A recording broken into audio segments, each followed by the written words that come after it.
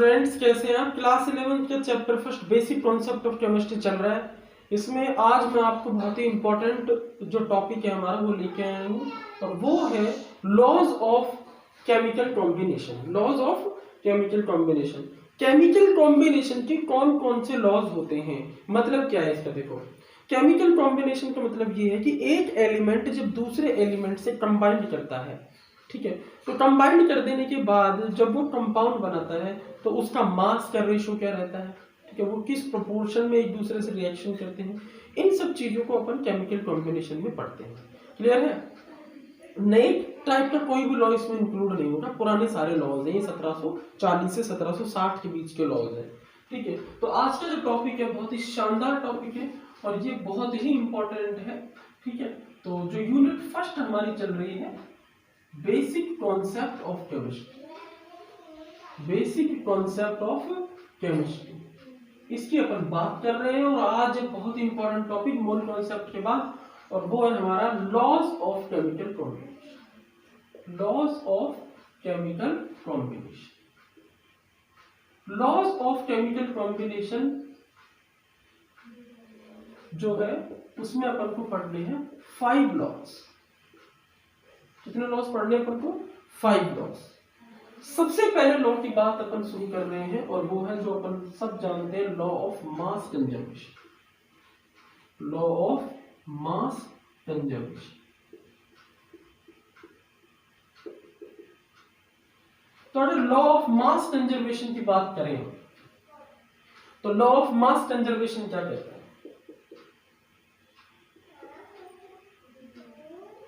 The sum of masses of reactant should be equal to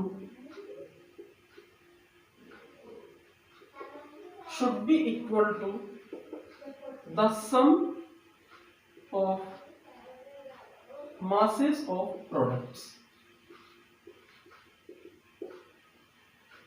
reactants, reaction में reactants के जो मास होते हैं, रिएक्टेंट्स का जो कंप्लीट मास होता है वो प्रोडक्ट के कंप्लीट मास के इक्वल होना चाहिए।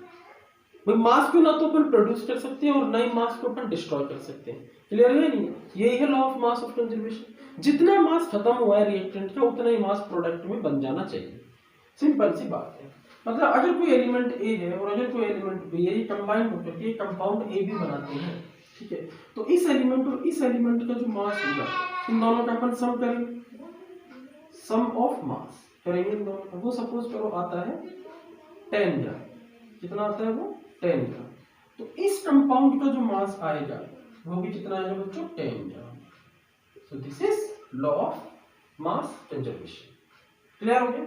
लॉ ऑफ मास कंजर्वेशन को समझने के लिए अपन एक एक्सपेरिमेंट भी कर सकते हैं, सिंपल सा। वो एक्सपेरिमेंट ये है कि सपोज करो आपके पास, सपोज करते हैं आपके पास एक वेटिंग मशीन है।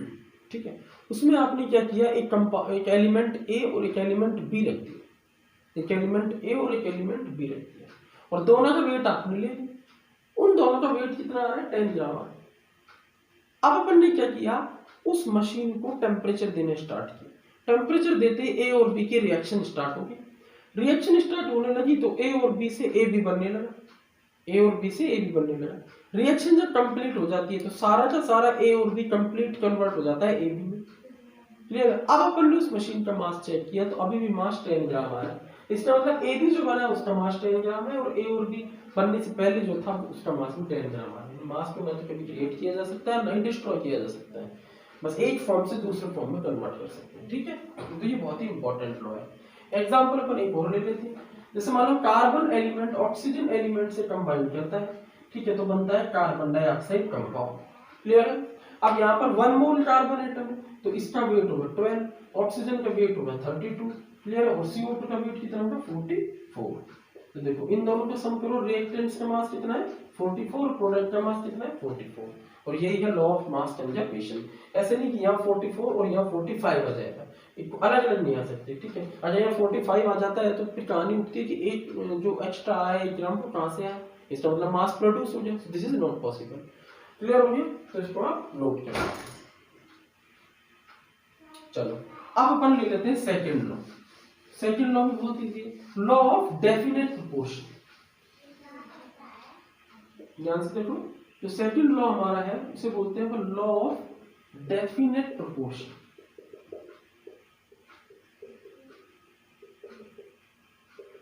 बहुत इजी है। देखो ये लॉ अपन को क्या बताता है, ये बताता है अपन को कंपाउंडिंग प्रोपोर्शन के बारे में।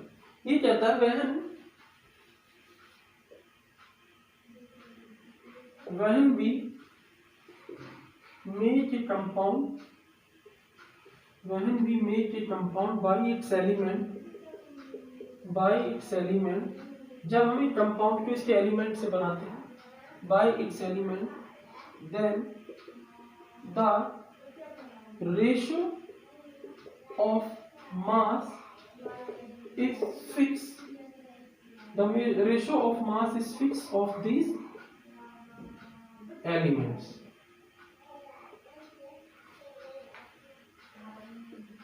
Whenever,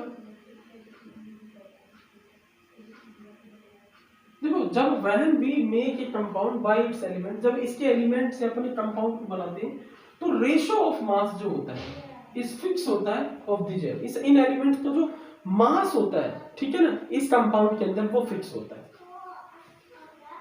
although source of this compound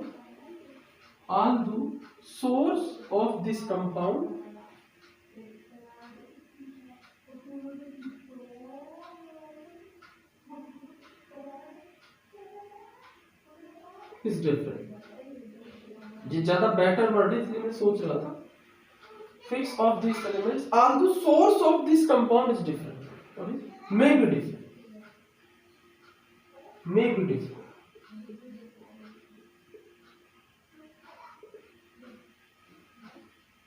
चाहे हम किसी कंपाउंड को किसी भी सोर्स से प्राप्त करें, किसी भी सोर्स से हम कंपाउंड को प्राप्त करें, उस कंपाउंड को बनाने वाले जो एलिमेंट्स होते हैं उनका जो रेशियो ऑफ मास होता है वो फिक्स प्रोपोर्शन में होता है, वो फिक्स रेशियो में होता है। इसको समझने की कोशिश करते हैं।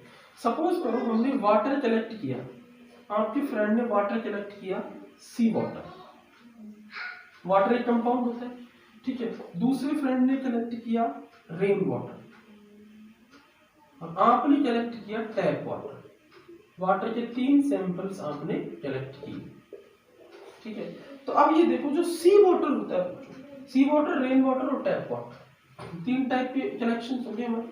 अगर हम बात करें सी वाटर की, तो सी वाटर के अंदर हाइड्रोजन और ऑक्सीजन का रेशो देखा। रेन वाटर में हाइड्रोजन ऑक्सीजन जो एलिमेंट्स है ना, वाटर क्या हो गया, H2 हो गया, इसमें हाइड्रोजन ऑक्सीजन एलिमेंट्स कंबाइन कर रहे हैं, ठीक है। हमने हाइड्रोजन ऑक्सीजन से एलिमेंट्स इसको बनाया, तो ratio of mass is fix of these elements, although source कोई भी हो उससे फर्क नहीं पड़ेगा। सी वाटर में हाइड्रोजन ऑक्सीजन का रेशियो देखेंगे, रेन में देखेंगे और टैप वाटर में देखेंगे। रेशियो ऑफ मास फिक्स होता है, ये इंपॉर्टेंट है।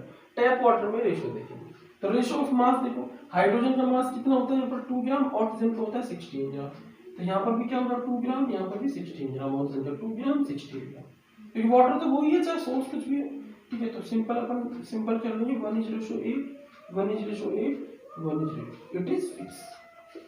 इसे बोलते हैं law of definite proportion. Law of definite proportion clear हो गया। हमने वाटर को किसी भी सोर्स से प्राप्त किया हो वो मतलब नहीं है, वाटर के जो एलिमेंट्स होते हैं उनका जो कॉम्बिनेशन होता है मास में वो फिक्स होता है, वो फिक्स प्रोपोर्शन में होता है, 1:8 में होता है। क्लियर है नहीं? तो इसे अपन क्या बोलते हैं, लॉ ऑफ डेफिनेट प्रोपोर्शन। अब एक क्वेश्चन आपके लिए है, आप लॉ ऑफ डेफिनेट प्रोपोर्शन लगा करके मुझे ये बताइए कि जो ग्लूकोज होता है उस ग्लूकोज को हम 3 अलग अलग सोर्स से प्राप्त कर रहे हैं। पहला सोर्स है हमारा व्हीट यानी गेहूं से हमें ग्लूकोज मिल रहा है, ठीक है। सेकंड जो सोर्स है वो है हमारा ब्लड, हमारा ब्लड का ग्लूकोज, ठीक है। और थर्ड जो सोर्स है वो है हमारा शुगर। इन तीनों सोर्स से मिलने वाली ग्लूकोज की अगर अपन दिया लगा व्हीट्स का वाला ग्लूकोज, ब्लड वाला और शुगर वाला, वो ग्लूकोज यही होगा, ठीक है। तो इसमें आपको ये बताना है कि वो कौन सा रेशो होगा। जैसे यार वाटर के अंदर चाहे रेन वाटर हो, चाहे सी वाटर हो, चाहे टैप वाटर हो, जो रेशियो आ रहा है हाइड्रोजन ऑक्सीजन का मास के रिस्पेक्ट में 1:8, 1:8 और 1:8 आ रहा है।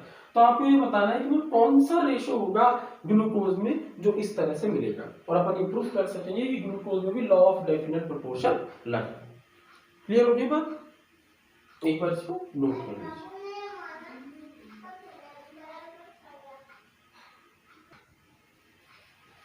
अब अपन स्टार्ट करते हैं बहुत ही important law, third law of multiple proportion. कौन से स्टार्ट कर रहे हैं अपन? Law of multiple proportion. If you see this law, बहुत ही सिंपल लॉ है। मल्टीपल प्रोपोर्शन में एक से एक या एक से ज्यादा एलिमेंट मल्टीपल प्रोपोर्शन में रह सकते हैं। बहुत सिंपल है। देखो, अगर हम दो एलिमेंट लेते हैं, ध्यान समझो, अगर हम दो एलिमेंट लेते हैं hydrogen and oxygen, hydrogen and oxygen, और उन दोनों एलिमेंट्स को कंबाइन करके अलग अलग कंपाउंड बनाते हैं। जैसे हाइड्रोजन और ऑक्सीजन को कंबाइन करके मैंने क्या बनाया? वाटर।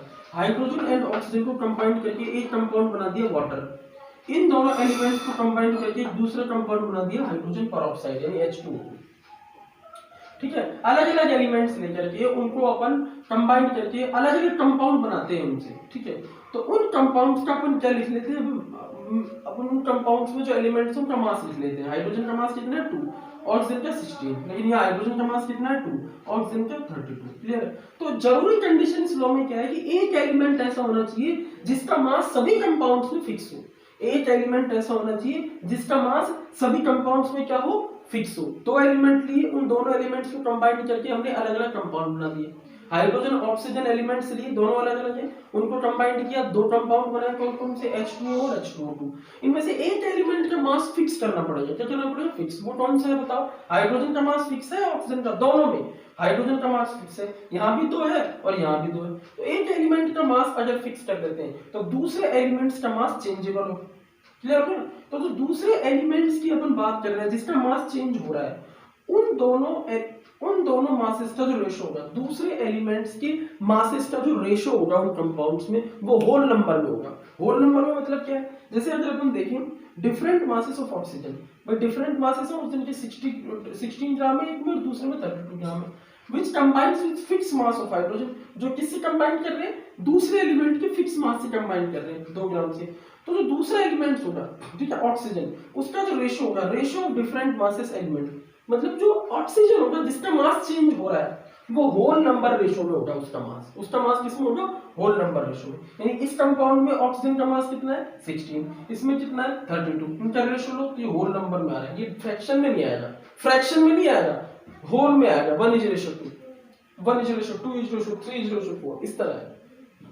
अब देखो लो, when two elements combine to form more than one compound, दो एलिमेंट्स है combine to form more than one compound, दो कंपाउंड बना रहे हैं, ठीक है, then the different masses of one element, oxygen का मास डिफरेंट है, which combines with fixed mass of other element, जो fix mass of other element, दूसरा एलिमेंट कौन सा? हाइड्रोजन, इसका मास फिक्स हो गया 2, 2, 2, ठीक है, fix mass of other element bears a small whole number ratio to one another, मतलब जो एलिमेंट जिसका मास चेंज हो रहा है, बदल रहा है, उसका जो मास का रेशियो होगा अलग अलग कंपाउंड में, वो एक होल नंबर में होगा। इसे क्या बोलते हैं अपन? Law of multiple proportions. क्या बोलते हैं? लॉ ऑफ मल्टीपल प्रोपोर्शन का मतलब है यहाँ ऑक्सीजन का जो प्रोपोर्शन है वो कितना है? 1 के फॉर्म में, तो यहाँ उसका डबल हो गया, मल्टीपल 2 में हो गया वो प्रोपोर्शन फिक्स मास हो। लेकिन सबसे जरूरी कंडीशन क्या है? दो एलिमेंट्स में से एक एलिमेंट का मास फिक्स होना चाहिए सभी कंपाउंड्स में, और दूसरे एलिमेंट का मास मल्टीपल प्रोपोर्शन में होता है। क्लियर? 1:2। यहाँ मल्टीपल प्रोपोर्शन कौन सा है? 1:2। इसे क्या बोलते हैं अपन? Multiple proportion. Multiple proportion of oxygen, multiple proportion of oxygen, multiple proportion of oxygen कितना है? 1:2 है। क्लियर है? चलो अब अपन बात कर लेते हैं दूसरे एग्जांपल से, और ये अच्छे से क्लियर हो जाएगा। ठीक है, दूसरे एग्जांपल की जब हम बात कर रहे हैं तो हमको दो चीज ध्यान रखनी है। पहले दो एलिमेंट लेने, उनसे अलग अलग कंपाउंड बनाने, एक एलिमेंट का मास फिक्स करना है और दूसरे एलिमेंट का मास चेंज करना है। क्लियर है? चलो अब अपन बात कर लेते हैं बच्चों, दो एलिमेंट लेते हैं। दूसरा एग्जांपल है, अपन ने कितने एलिमेंट ले लिए? दो एलिमेंट। कौन कौन से ले लिए? Nitrogen and oxygen. कौन कौन से लिए बोलो? Nitrogen and oxygen. तो मैं यहाँ लिख देता हूँ, मैंने ले लिया एलिमेंट नाइट्रोजन एंड ऑक्सीजन, और यहां मिल गया हमारे पास कंपाउंड।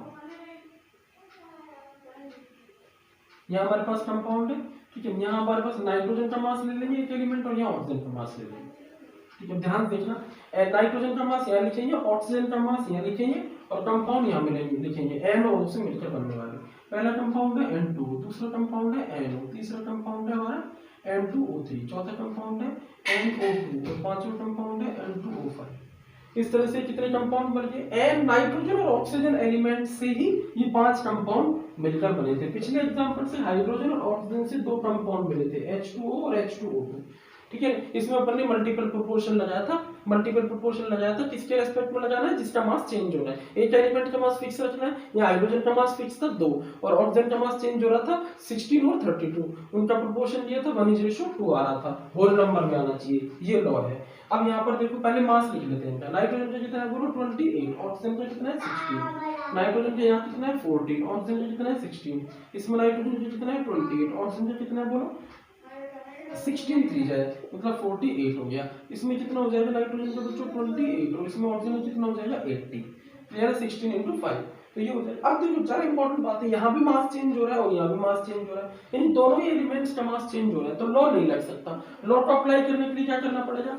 लॉ को अप्लाई करने के लिए अपन क्या करना पड़ेगा? मास को फिक्स करना पड़ेगा। या तो नाइट्रोजन के मास को फिक्स कर दो या ऑक्सीजन के मास को फिक्स कर दो, तो अपन नाइट्रोजन का मास फिक्स कर देते हैं, क्लियर? चलो नाइट्रोजन का मास फिक्स करते हैं, या नाइट्रोजन लिखते हैं फिर से और यहाँ ऑक्सीजन लिखते हैं, ठीक है।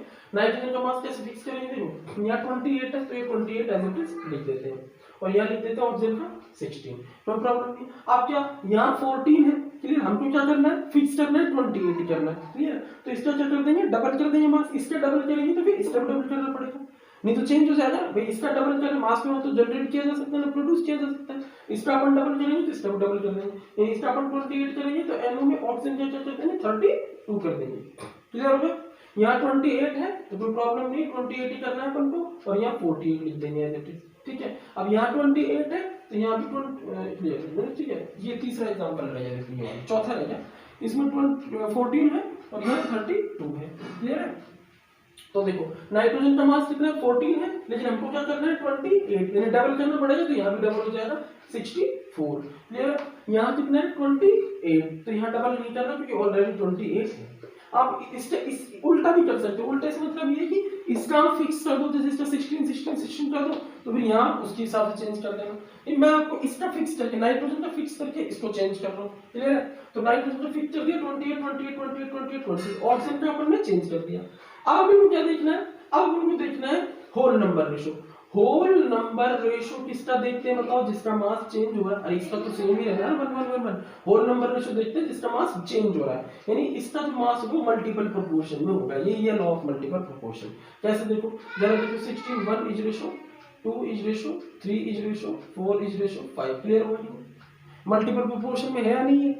ये मास मल्टीपल प्रोपोर्शन में है या नहीं है? 16 is ratio 32 is ratio 42 is ratio 64 is ratio 80, तो 16 से डिवाइड करने पर 1 is ratio 2 is ratio 3 is ratio 4 is ratio 5 आ रहा है। होल नंबर रेशो आ रहा है नहीं आ? तो इसे क्या बोलेंगे अपन? Law of multiple proportion. क्या बोलेंगे? Law of multiple proportion. एकदम अच्छे से क्लियर हो गया। अपन उल्टा भी करके देख सकते हैं। उल्टा करेंगे क्या होगा? देखो उल्टे मतलब इसको 16 कर देते हैं, ये 16 पहले से, अब इसको 16 करेंगे तो 1/3 करना पड़ेगा, यानी 28 का बाई थर्ड करना पड़ेगा। इस 32 को हाफ करना पड़ेगा, इसको 7 करना पड़ेगा, इस 80 को क्या करना पड़ेगा अपन को? 1/5 करना पड़ेगा, ठीक है? तो 28 को 1/5 करना पड़ेगा, क्लियर? उसके बाद फिर अपन क्या करेंगे?